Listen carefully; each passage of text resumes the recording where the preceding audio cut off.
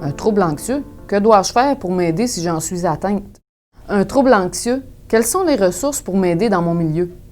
Donc, si vous souffrez d'anxiété, c'est important tout d'abord d'en parler, de ne pas rester avec ça. Souvent, quelqu'un qui vit des attaques de panique va se trouver étrange, ne comprendra pas, n'osera pas en parler parce que ça fait un peu étrange de venir en sueur lorsqu'on est dans une file d'attente au supermarché.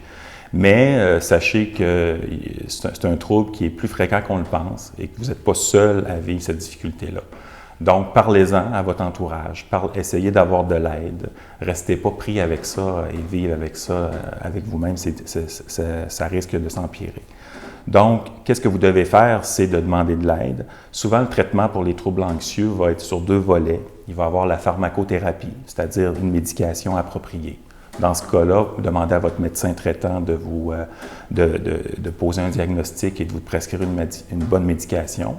Et le deuxième volet est plus une psychothérapie ou de l'intervention psychosociale qui peut vous aider à mieux comprendre vos peurs, vos inquiétudes. Donc ça se fait avec des professionnels en santé mentale.